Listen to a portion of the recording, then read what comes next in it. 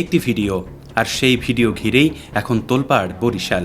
Office কক্ষে ঢুকে এক ব্যবসায়ীকে মারধর, শারীরিক নির্যাতন, এমনকি অন্ডকোষ চেপে ধরে ভয় দেখিয়ে ৭০ লাখ টাকার চেক, সাদা চেক ও স্ট্যাম্পে স্বাক্ষর নেয়ার অভিযোগ।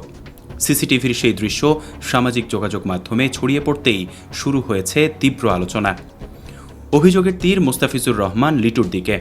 স্থানীয়দের দাবি, তিনি যুব দলের রাজনীতির সঙ্গে সম্পৃক্ত, যদিও তার কোনো সাংগঠনিক পদ নেই। ভুক্তভোগী আব্দুল আজিজ হাওলাদারের অভিযোগ, গত ২৭ জুন বরিশাল নগরীর সদর রোডে তার অফিসে কয়েকজন প্রবেশ করে হামলা চালায়। এক পর্যায়ে তাকে মারধর ও শারীরিক নির্যাতন করে জোরপূর্বক চেক ও সাদা স্ট্যাম্পে স্বাক্ষর নিতে বাধ্য করা হয়। পুরো ঘটনার গুরুত্বপূর্ণ অংশ ধরা পড়ে সিসিটিভি ক্যামেরায়। আব্দুল আজিজের দাবি, অভিযুক্ত লিটু একসময় তার ব্যবসায়িক অংশীদার ছিলেন। পরে জমি হস্তান্তরের মাধ্যমে সব হিসাব চুকিয়ে দেওয়া হলেও এরপরও ১ কোটি টাকা দাবি করে আসছিলেন লিটু। সেই দাবির জেরেই হামলার ঘটনা ঘটেছে বলে অভিযোগ তার। তবে সব অভিযোগ অস্বীকার করেছেন মুস্তাফিজুর রহমান লিটু। তার দাবি, তিনি প্রতিষ্ঠানের পরিচালক ছিলেন এবং তাদের অর্থ আত্মসাৎ করা হয়েছে।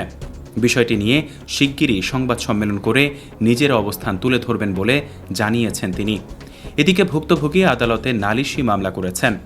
আদালত মামলাটি এফআইআর হিসেবে গ্রহণের নির্দেশ দিয়েছেন বলে জানা গেছে। পুলিশ জানিয়েছে, আদালতের নির্দেশ হাতে পেলেই আইন অনুযায়ী পরবর্তী ব্যবস্থা নেওয়া হবে। এখন সবার নজর তদন্তে কি বেরিয়ে আসে এবং দোষীদের বিরুদ্ধে আদৌ আইনগত ব্যবস্থা নেওয়া হয় কিনা। ডেস্ক নিউজ, অগ্রযাত্রা প্রতিদিন।